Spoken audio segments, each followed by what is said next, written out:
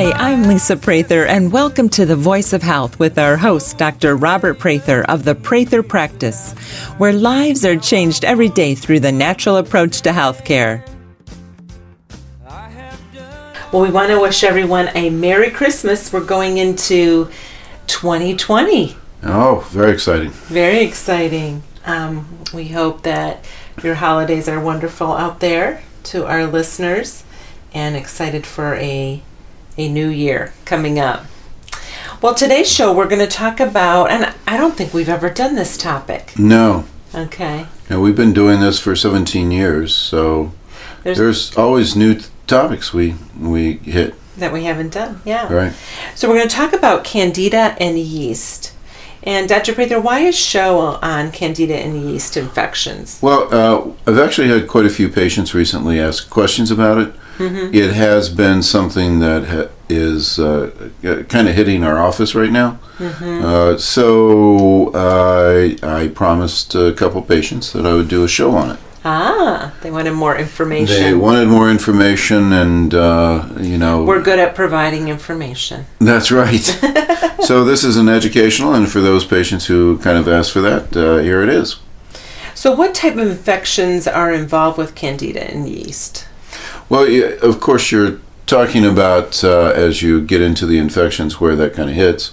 One of the common things is you can see it in the mouth. Mm-hmm. Quite often. Is that called thrush? Or? Thrush, mm-hmm. Correct, thrush. It can also very commonly be in the vaginal area. Mm-hmm.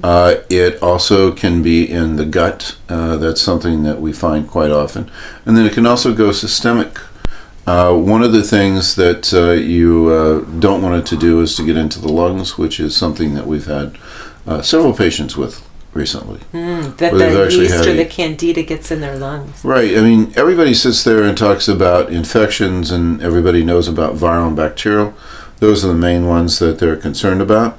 But there's also the yeast infections, mm-hmm. Mold infections that can be definitely a big problem. And people aren't quite as aware of those, and it's oftentimes missed as people go into their physicians. We had a gentleman who had a yeast infection who had gotten into the lungs, and the doctors that they were going to didn't know what to do with him. Mm-hmm.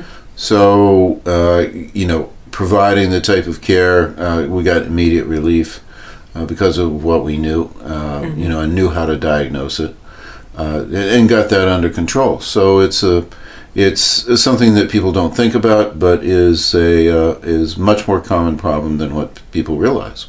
So not only do you need to be worried about viruses, bacteria, but then also yeast and candida infections are another issue, along with parasitic.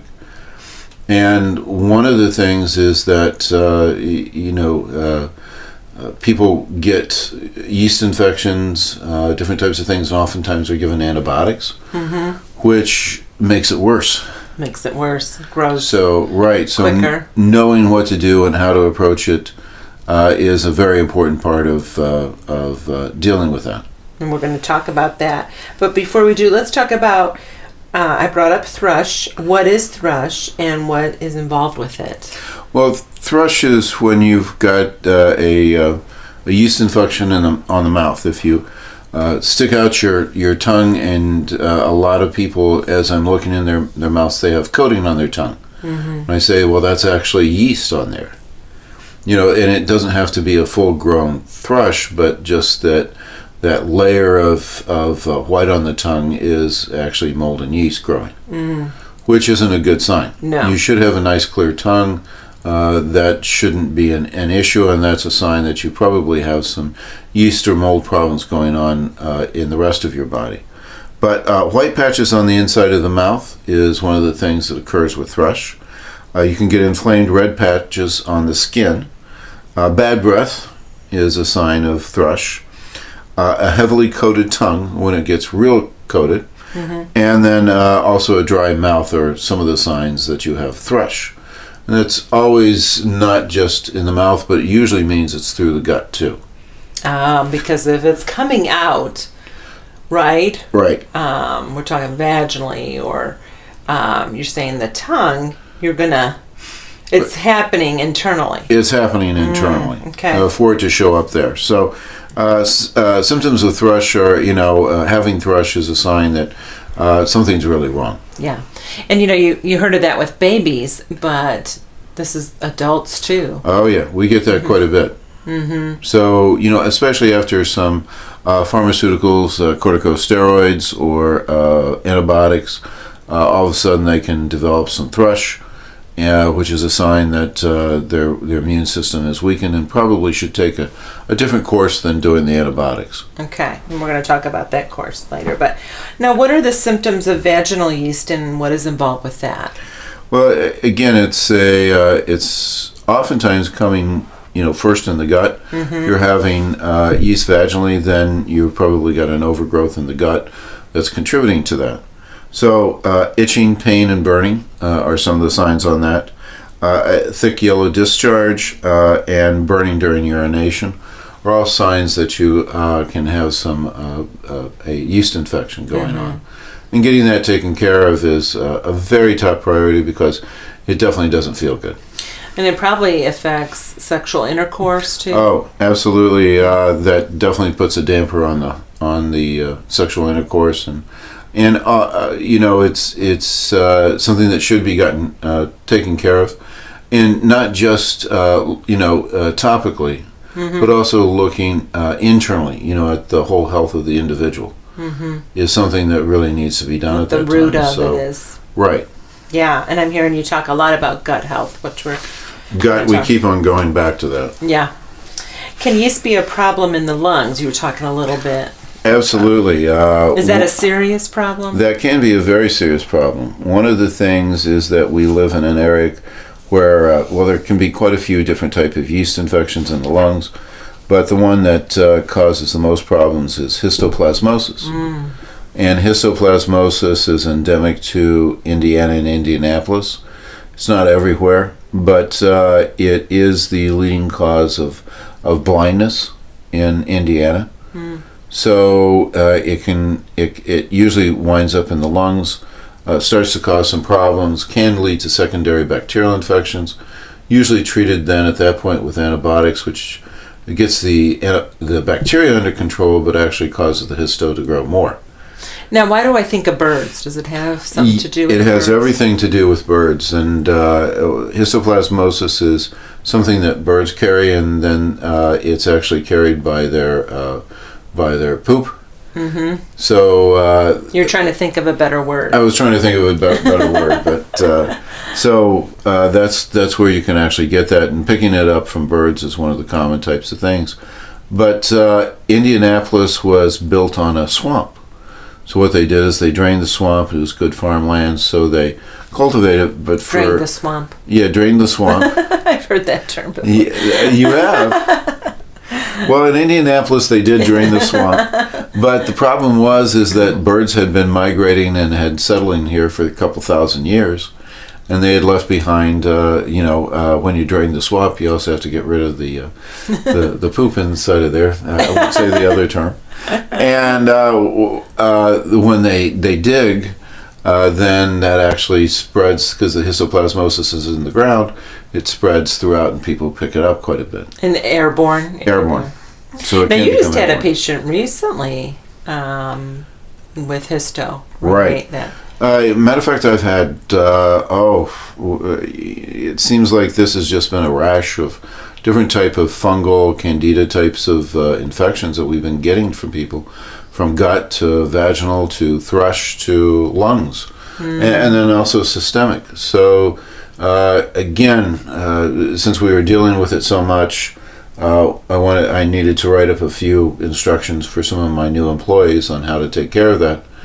Nurse practitioner and such, and again, people were wanting some information along these lines on how we treat that.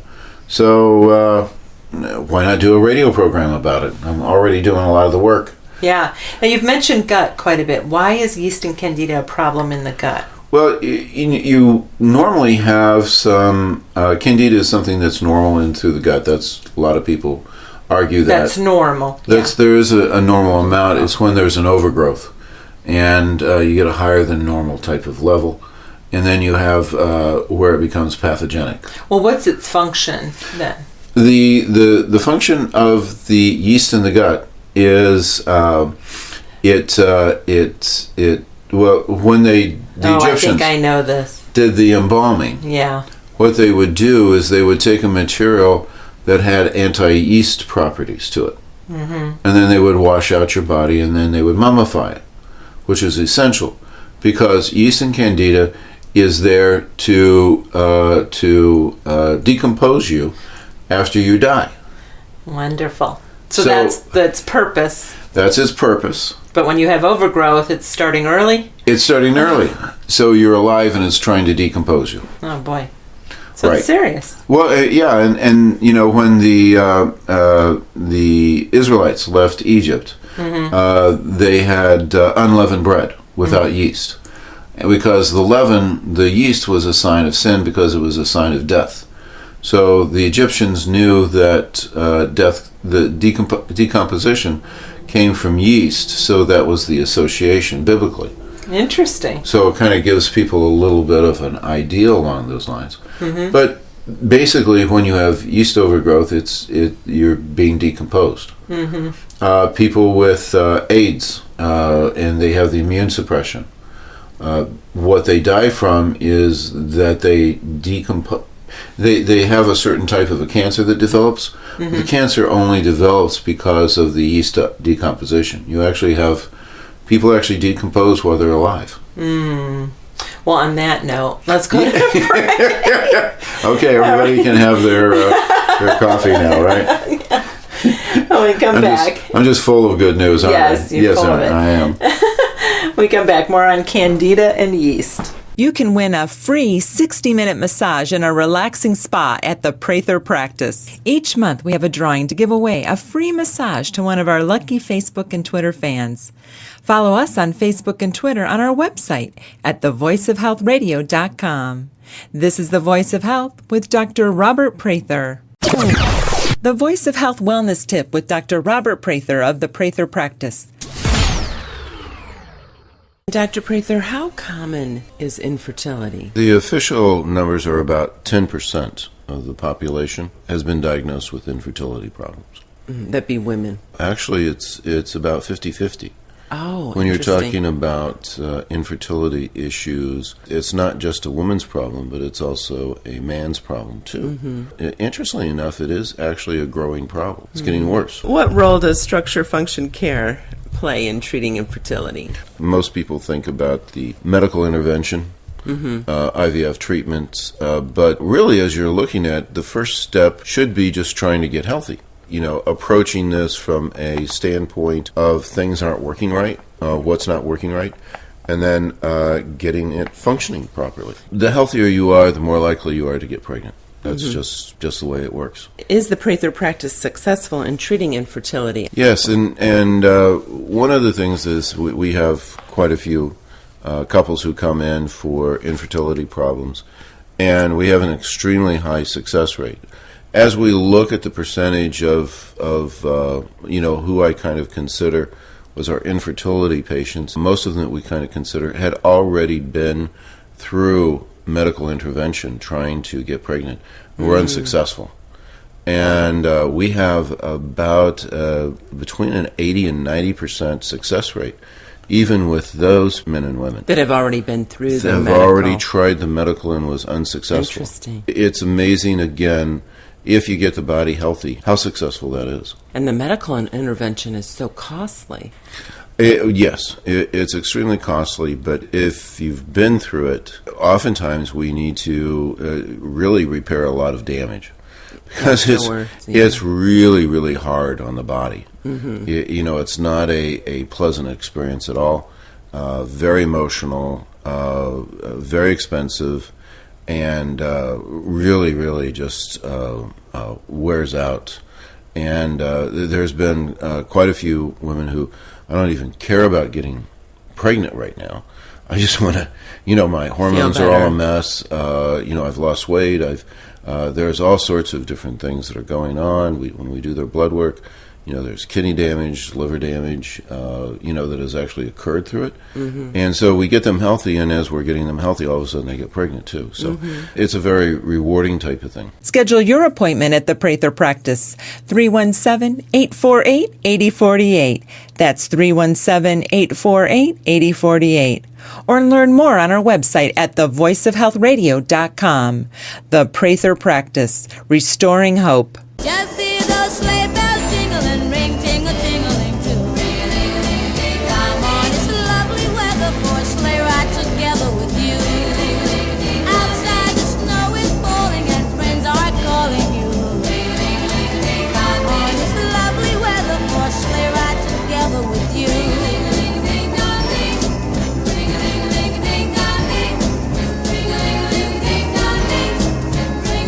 You're listening to The Voice of Health with Dr. Robert Prather of the Prather Practice, the most comprehensive wellness center in the Midwest. We're talking today about Candida and yeast. And Dr. Prather, before we went to break, we talked a little bit about the gut, and I know you have more to say, but why is yeast and Candida a problem in the gut? Well, when it starts to take off in the gut, because that's where its natural reservoir is, so if it has an overgrowth in that, then it starts to spread to the rest of the body. Most of the whole problem with vaginal yeast is it's not really there, it's actually coming from the gut and then traveling to the vagina. Okay. Also, if it's coming out through the thrush, it's probably it's way overgrown first in the gut before it ever gets up through the mouth. Because it's much more protected at that point. Also, if you have an overgrowth in the gut, then that's what sets you up to be able to get it in the lungs.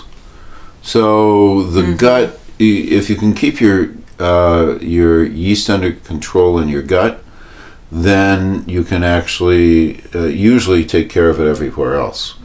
So, I mean, if it's in the gut, there's a lot of things that start to occur. So one of the things is toenail fungus.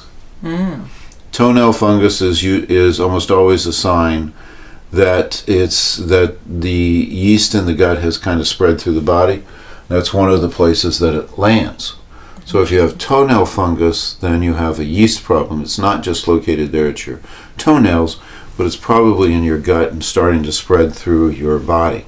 I know these are going to be really pleasant, aren't they? Yeah. Hopefully everybody's already had supper. But persistent fatigue. One of the things we find is if you have an overgrowth in the gut, then fatigue problems are a very common type of thing that start to occur. Constipation, diarrhea, colitis, all can be involved. We've had many people with different types of colitises, and the underlying infection was an overgrowth of yeast. So getting that under control and getting that fixed is a very important part. Abdominal pain can start to occur, rectal bleeding.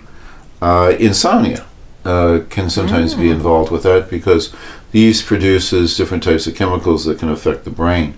ADD, ADHD, we've seen some very good results with that. And then even some dementia in older people, but insomnia can be a big thing. The yeast always goes along with the lowered immune system. The yeast lowers the immune system. Lowered immune system creates yeast. So, as you get kind of into a vicious cycle on that, the immune system keeps on dropping and all sorts of things start to occur. Kidney bladder infections, oftentimes the root cause is the yeast in the gut. So looking at that, muscle aches and pains, arthritis, canker sores. We've had a lot of people with chronic canker sores as soon as we got the yeast under control, it's fixed. Sinus problems, allergies, it makes a big effect on the levels of allergies. We've had people who we've cleared up the yeast in their gut, and they said, I've been dealing with seasonal allergies all my life, and now it seems to be all clear. So that's a big thing. Cough, headaches, neuropathy in the hands and feet, depression, anxiety. We were talking about the brain. Eczema, a lot of skin problems are fungal caused. What about dandruff? Dandruff. Absolutely. Yeah. Dandruff is a big sign that you could have some yeast issues. So getting that under control is all big things. But you can see this can cover quite a few different types of things. So people are coming in and we're finding that the underlying root is a yeast overgrowth in their gut. And I'm sure this is increased because of our diet and the increase in sugars, and we're going to talk about diet that. And how that works together. Yep. Well, what causes yeast and candida to become an issue? Before we go there, though, Yeah. I want to make sure, because I have this question, and I'm sure someone listening could, but what's the difference between yeast and candida? Oh, that's a really good question. Actually, candida is just a form of yeast. A form of yeast. Okay. Yeah, it's just one of the better known ones because it's a common infection. But we have a whole list of different yeasts that can occur even in the gut. Mm-hmm. Candida is the most common one in the gut to start to cause problems. And I know our stool kit will tell specifically which ones. And we've been getting, there's definitely been somehow we've gotten a rash, no pun intended, of yeast problems. Mm-hmm. Interesting. So what causes yeast and candida to become an issue? Well, antibiotics are well known to kind of kick that up. And people said, well, I haven't taken antibiotics, but it's amazing how many antibiotics that we get from our meat. So the chickens, the cows, the pigs, all the different ones are kind of drenched with antibiotics before they come in. And we get a huge amount of antibiotics in our diet. So even if you haven't taken an antibiotic in your entire life, you've still been exposed to way too many antibiotics. So one of the things, trying to get antibiotic-free meat, there are different types of places that you can do that. But that's a very big issue.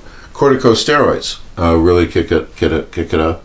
Matter of fact, all pharmaceuticals, with the petrochemicals involved with that, kick up yeast and candida in the gut. Bad gut flora. You don't have your normal flora. If you don't have the good guys, then you're going to start to develop the bad guys.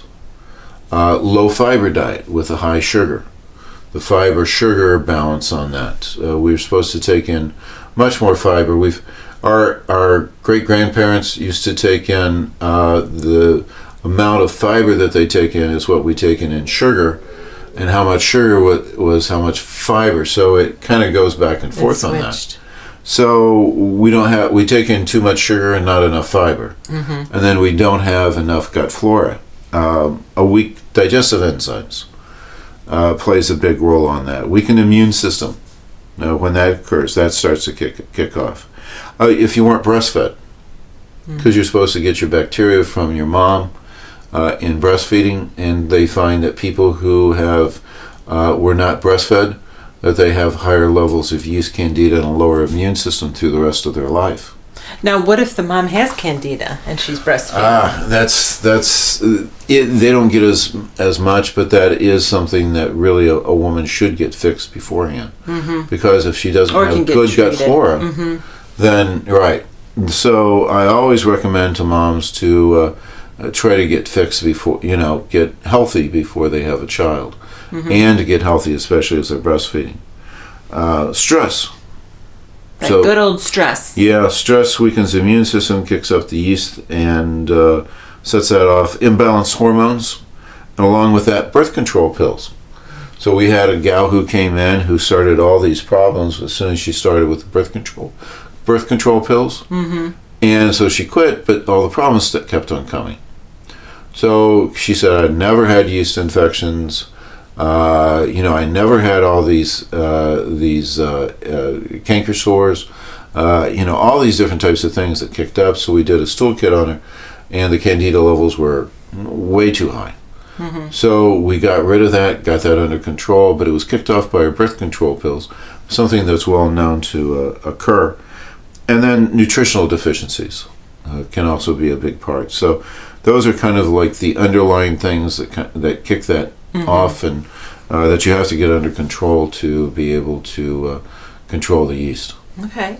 Well, what is meant? You brought up systemic yeast or candida. That's when it goes through the whole system, but If you can explain that. Yeah, what happens is it's supposed to be kept in the gut, but if you start to get a leaky gut, which the Candida and yeast should be in the gut. It should only be in the gut amount. right? Okay.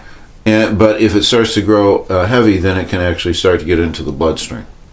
When it gets into the bloodstream, then you can start to get a lot of different types of problems that start to occur. Matter of fact, it's one of the things that can kick off autoimmune diseases because it puts such a stress on the immune system. Oh, so it can actually start to spread through the body. Matter of fact, like we were talking about the toenail, that's one of the things. Toenail fungus is actually usually coming from the gut. It's gotten into the bloodstream and then started the toenail fungus actually internally. People always try to treat it externally, but it's actually an internal problem. And if you get the gut cleaned up, then the toenail fungus goes away. Isn't most of it an inside job? It's usually it's usually an inside job. Yes. So, what symptoms are reportedly involved with systemic Candida? Well, it's amazing all the different types of things that can actually occur with systemic. It can actually imitate about everything. The biggest thing that we get is the fatigue factor. Fatigued, I've got weird symptoms, they go back and forth, I've got these headaches. I'm driving all my doctors crazy because they have no idea what's going on with me. So you can actually do some blood tests and find out if you have immunoglobulins to the yeast and the Candida. If it shows up in the bloodstream, then you have systemic Candida. Or systemic yeast that's going on. And it can pretty much mimic about everything. And the people who have that are really usually desperate and have been to about every other doctor, and the doctor says, I don't know what's wrong with you. But it can imitate anything. Okay, interesting. When we come back, we're going to talk about treatments, both medical and structure function treatments that we do at the Prather practice for yeast and Candida. Never miss an episode of The Voice of Health so that you can stay informed and empowered about your health. Get a podcast of our show automatically delivered to you every week by signing up for our show on iTunes. You can find that link on our website at thevoiceofhealthradio.com. And don't forget, thevoiceofhealthradio.com has complete archives of all of our past episodes with an audio library of information to help you add more life to your years and more years to your life. This is The Voice of Health with Dr. Robert Prather. On behalf of all of us here at The Voice of Health and for the entire staff at the Prather practice, we want to wish you all a very Merry Christmas. Isn't there anyone who knows what Christmas is all about? Sure, Charlie Brown, I can tell you what Christmas is all about. And there were in the same country shepherds, abiding in the field, keeping watch over their flock by night. And lo, the angel of the Lord came upon them. And the glory of the Lord shone round about them. And they were sore afraid. And the angel said unto them, Fear not, for behold, I bring you tidings of great joy, which shall be to all people. For unto you is born this day in the city of David a Savior, which is Christ the Lord. And this shall be a sign unto you. Ye shall find the babe wrapped in swaddling clothes, lying in a manger. And suddenly there was with the angel a multitude of the heavenly host praising God, and saying, Glory to God in the highest, and on earth peace, goodwill toward men. The Voice of Health Minute with Dr. Robert Prather of the Prather Practice. Antibiotics weaken the immune system. If you take a 10-day supply, it takes 3 months for your immune system to recover. All pharmaceuticals make you sicker. If they didn't make you sicker, then they couldn't be classified as a pharmaceutical. So they weaken the immune system by their very nature. Antibiotics do not work on the viral infection. They don't touch viruses at all. only 10% of the time should you be getting a antibiotic for a upper respiratory infection. Unfortunately, for upper respiratory infections, antibiotics is the most commonly prescribed thing. You're supposed to test to see if it's bacterial or viral. 73% of all sore throats are given an antibiotic, and only 10% of them actually should have an antibiotic given. Schedule your appointment at the Prather Practice, 317-848-8048. The Prather Practice, restoring hope. Detailed lab tests are crucial to understanding your health. As Dr. Prather always says, if you don't test, you don't know. There are certain lab tests that all of us should have at least once per year. At the Prather Practice, we recommend 3 affordable tests that provide the blueprint to your health. The Prather Profile is the most comprehensive blood analysis available, providing more information about the function of your body than any other test. Minerals are the common deficiencies in the body, and hair analysis is the most effective way to analyze mineral levels. The bowels have the largest influence on the immune system, and the best way to test that is through the GI Effects Stool Kit. The Prather Profile Blood Analysis and the GI Effects Stool Kit are even covered by most insurances. Don't guess when it comes to your health. Discover the blueprint to your health at the Prather Practice by calling us at 317-848-8048. That's 317-848-8048. The Prather Practice, restoring hope. Go tell it on the mountain, over the hills and everywhere. Go tell it on the mountain that Jesus Christ was born. I'm Lisa Prather, and you're listening to The Voice of Health with Dr. Robert Prather of the Prather Practice, where we get to the root cause of your health issue.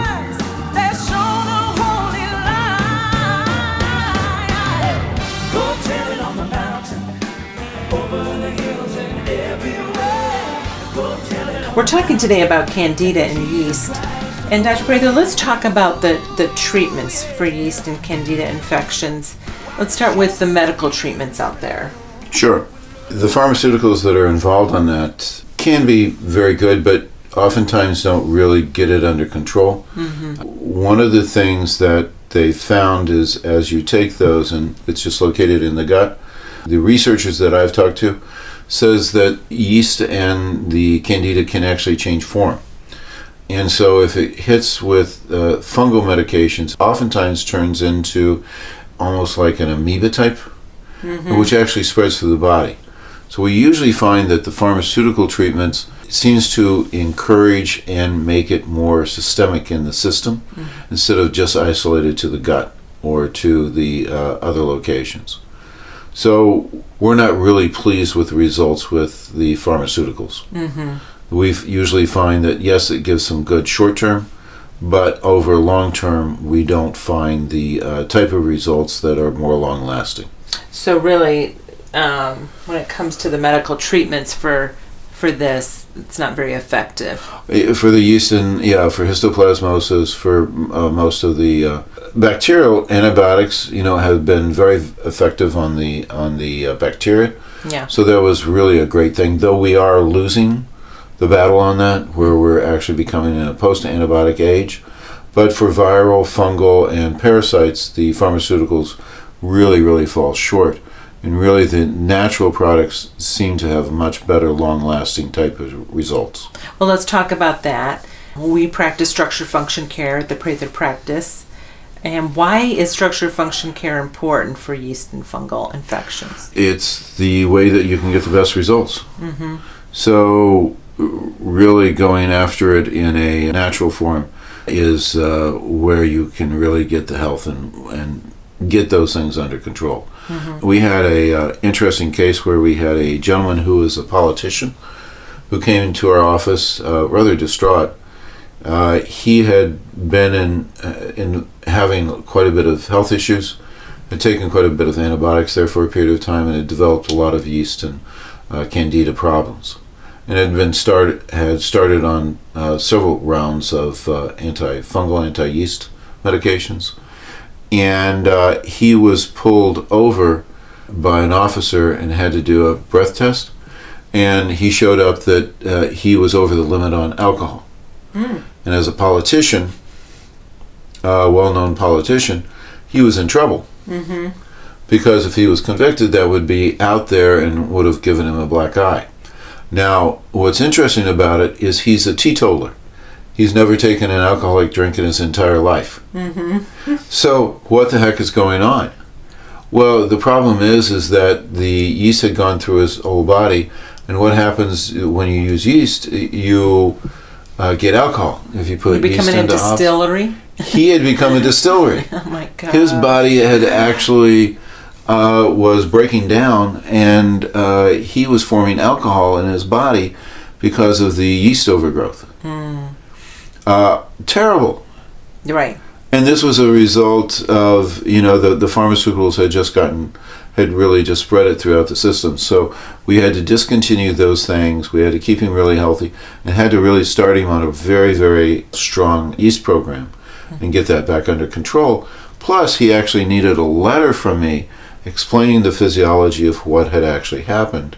And that the judge took that into consideration, used me as a special authority on that with some backup from scientific literature, that this was the reason that the poor guy had been weaving, because he was actually drunk because of the alcohol, not anything he had taken in, right, but what his body was just producing. Crazy, huh? Yeah, really crazy. So this can have a huge effect. So finding out and going after this in a natural way, we get much, much better results. So this is something that stands out in a structure-function way, doing much, much better. Well, let's talk about some of those natural means. Herbals. Why are herbals so helpful in fighting yeast and candida? Herbals are, not only do yeast want to come in, yeast and fungus want to come into our body and eat us, but they also want to eat plants. So yeast and candida and all those types of things are out there, and they get on things like you put out bread and it becomes moldy. Yeah. Well, that's the nature's way of breaking it down. So yeast and fungus and candida break things down. That's their job. And they want to do that to plants too. So plants have developed defenses that work against it, very effective ones. Interesting. And you're talking about herbals. We're talking about herbals with that. So they can sit there and they have defenses that are already set up, so we can utilize those defenses and actually to protect the body and get They're smarter get that than control. us. They have been around for quite a long time, and they've developed it over a very long time on how that works. And when we're talking about the pharmaceuticals, the problem with the pharmaceuticals is that, remember I said that pharmaceuticals by their very nature kick up yeast and fungus through the petrochemicals. So we're using a petrochemical in a pharmaceutical way to fight them, but they actually like that. So it doesn't really work. So the plants have developed different types of carriers for their toxins that they go after the fungus, but also it's protective of the plant material, so it doesn't kill that. So they've got it down. I want to know what these plants are. They sound pretty smart to me. Well, interestingly enough, the number one killer of yeast and fungus is oregano. Oregano. All right. Oregano. Yeah. It is oregano oil, when they've compared that to every single pharmaceutical out there, it's like 100 times more effective. Yeah. But and we sell the oregano oil. Yes. Ooh. Yeah. Yeah. And I'd rather have it on my pizza. It's a lot stronger than the oregano that you would get normally. So we tell people, "Oh, I can get oregano." No, it's not the same thing. Not the same. So, but it is the most powerful antifungal medication out there, and just really, really kicks butt. And we've found the strongest form of that works well, but it works well with the body, non-toxic to the body, and just really gets that under control.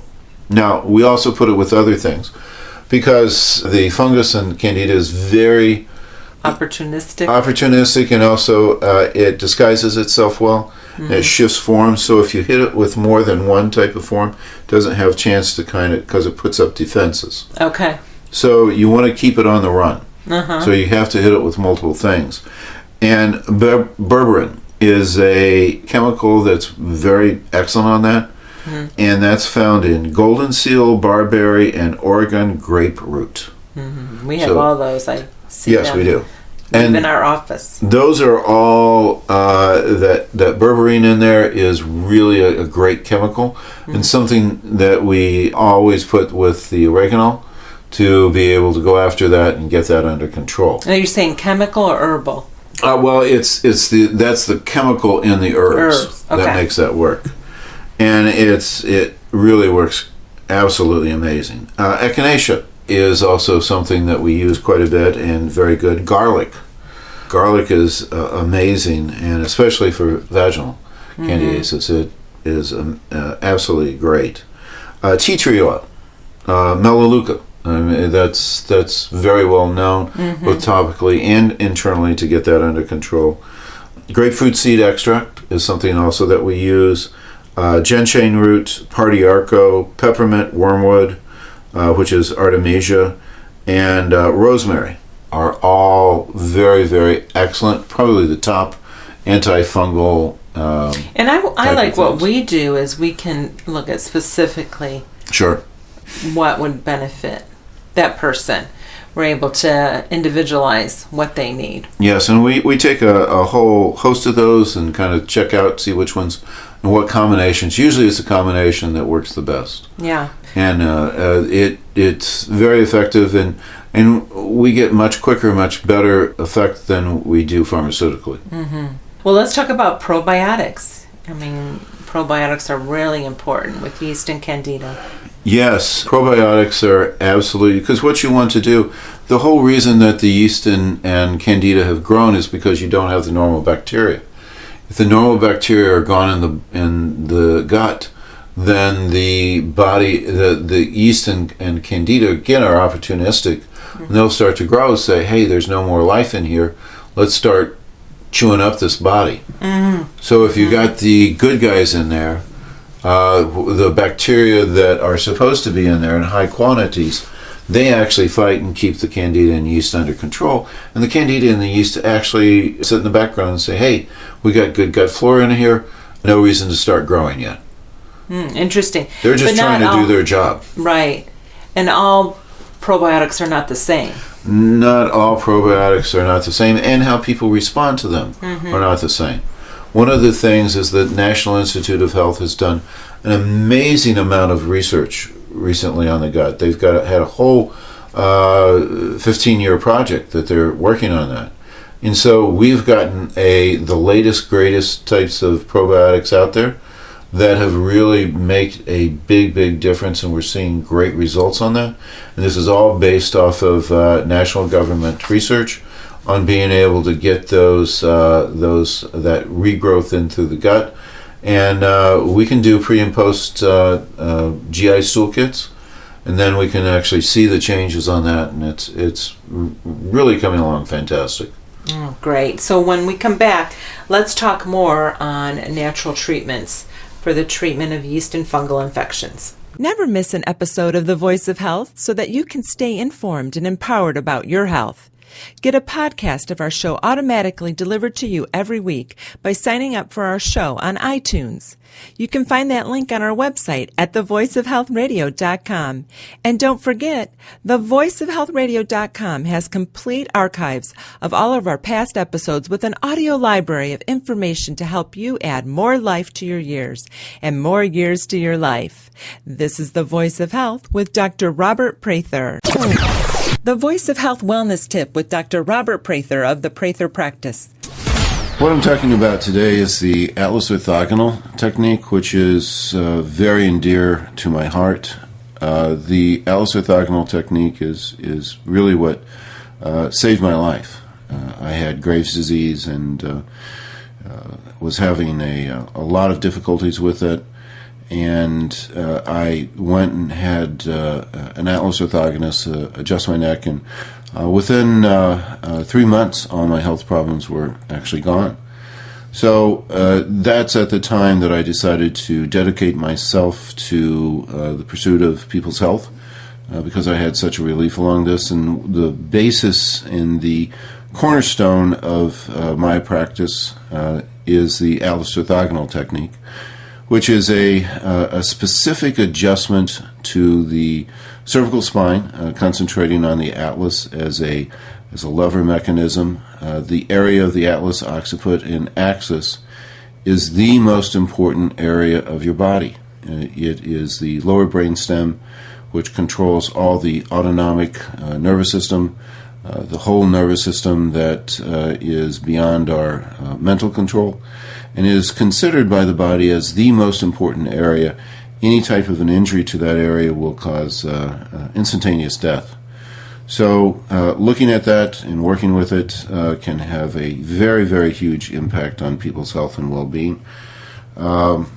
I actually was able to go with an intern with Dr. Sweat, who is the originator of the atlas orthogonal technique, and was able to be involved in the complete development. I was in the original 6 who was trained in that.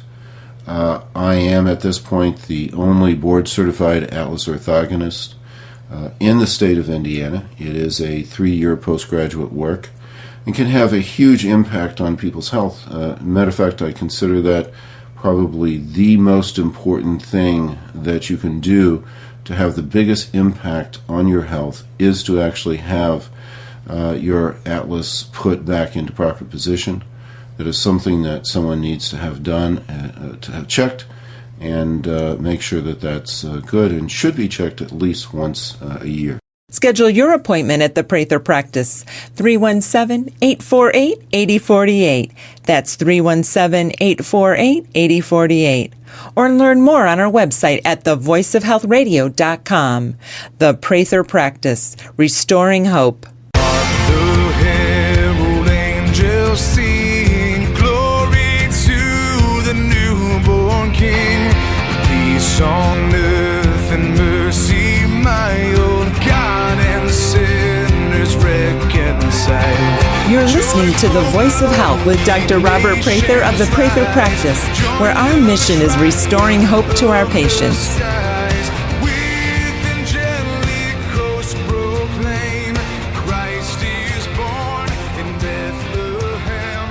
Well, we're talking about yeast and candida infections, and we've been talking about natural treatments that are highly effective for this. What role does digestive enzymes play? We talked about herbals, the importance, probiotics. What about digestive enzymes? A lot of deficiency that we find as we test people out. It starts out with hydrochloric acid in the stomach. Most people are deficient along those lines, so getting that up to par. Pancreatic enzymes are chronically a problem, so we have to rebuild the body's ability to make both of those. Again, if you have that going right, it keeps the gut healthy, and if you can keep the gut healthy, you're going to keep the yeast and candida under control. But if you don't have the proper digestive enzymes, one, you're not getting the nutrients, it causes problems. The normal gut flora is not working right, and again, the body just decides, hey, this body's not really worth it anymore. Let's just break it down and get rid of it because it's not that great. Wow. So let's talk about short-chain fatty acids and how do they help with fighting fungus and candida? Yeah, short-chain fatty acids are a very interesting type of thing. When they were first discovered, they really weren't quite sure, but they had found that putting short-chain fatty acids, the main way that they did that was ghee butter. Which we use. Which we use, which really builds that up. That's and the only really kind helps. of butter we use. Because it's fermented, right? Right, it's fermented. Coconut oil, also, as long as it's not heated, has a lot of short-chain fatty acids. That's why people take coconut oil for weight loss, because all of a sudden their gut goes down. Because the short-chain fatty acids is the main food that the villi of the small intestine and then the good bacteria eat. So that's the food that they live off of. So we have products that work along those lines. There's also things that we tell people to take. But those are the things that are really, really good to nourish the cells of the small intestine as they go through so that they can absorb the food. Also, you don't get the breakdown of the walls of the small intestine, so you don't get the leaky gut. And then also it helps to encourage the normal bacteria growth, which suppresses the candida and the yeast. So really excellent type of way of keeping things under control. They used to have a thing, well, they still do, for small children.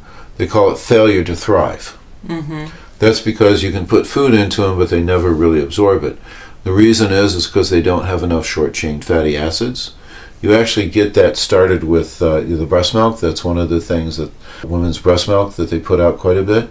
And then they build that up, and that helps to nourish the child through the early years. And if they don't get that from the mom, then they have something called failure to thrive. And they found if they would put ghee butter into them, then all of a sudden the kid would pop back up. So that was the first time that they tried to figure out what was going on with them. The short-chain fatty acids. Short-chain fatty acids, extremely important. So ghee butter's been around a long time. Ghee butter's been around for a long time. And we find it, we get ours at Market District. Market District. Yeah. And actually, we like it better than regular butter. Yeah. We use it instead of regular butter. Sure. Let's talk about vitamins. What vitamins are important for fighting fungal? Ones that they found that do help out quite a bit is there's a very strong correlation with vitamin A and vitamin D. Of course, vitamin A, of course, is the big immune one.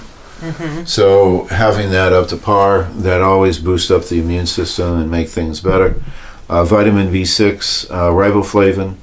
Riboflavin deficiencies is always very common in yeast and candida. Biotin is also very important in vitamin C.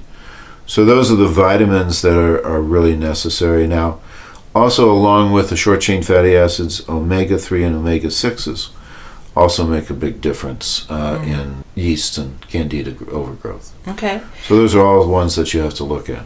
Well, I want to make sure we talk about diet. Yes. It's really important. What diet is best for avoiding fungus and candida? High fiber diet is very, very good with a low sugar. Excellent along those lines. Also, you want to keep the chemicals down as much as possible. The refined sugars. Yeah. One of the things that we had found for several of the people that we've treated is saying, hey, you've got to go to antibiotic-free meat. One of the places that you can get that is Moody's Meat Market over in Zionsville. They specialize in antibiotic-free meat, and so that's a really good source. So we sent several people there, and that seemed to be one of the major things on turning them around. So a great way to do that, Moody's with their antibiotic-free meat. They grow it themselves. It's a great place to get that. They are no longer open. The Grain and Salt Society, we used to get unleavened bread through them. Yeah, you want to cut down on the sugar. You want to cut down on the amount of yeast you take in. So you have to watch that, especially with the alcohol. Right. Alcohol definitely has a lot of yeast in it. So, we tell people you got to stop their beer, and they look very sad at you, but that does make a big difference. Ruin it for them. How about minerals? Minerals. The most important one that we see on that is copper level. If copper goes too low or too high, it kicks up Candida and yeast. So it needs to be balanced. It needs to be balanced. And then zinc goes along with that. Deficiencies in zinc are very, very common along those lines. Now, one of the things that they find with everybody who has yeast problems and candida problems are low on magnesium. For some reason, candida and yeast in the gut prevent the absorption of magnesium. So everyone who has that needs to take a higher level of magnesium. Now, we don't know if the magnesium causes the overgrowth or the overgrowth causes the magnesium deficiency. But magnesium is always a part of that. Iron deficiency or too high of iron, just like the copper. Balance, that homeostasis. Homeostasis is really important. That really makes a big difference. And then selenium also is one of the minerals that are extremely important. Okay, interesting. And role of exercise. Exercise actually cuts down on yeast and candida. It's a very interesting thing. Is if you sit around, that is a stressor on the body and seems to really increase the amount of yeast and candida. So regular exercise, people see a definite difference. Yeah, get up and move. Get up and move and have a regular exercise program. It doesn't take that much. No. All right. Well, thank you, Dr. Prather, as always. Thank you, Lisa. The Prather practice is located at 8902 North Meridian Street on the north side of Indianapolis, just south of the I-465 loop. If we can help you to achieve better health, we'd love to hear from you. Connect with our office at 317-848-8048. That's 317-848-8048. Join us again here next week or anytime on our website at thevoiceofhealthradio.com for The Voice of Health with Dr. Robert Prather.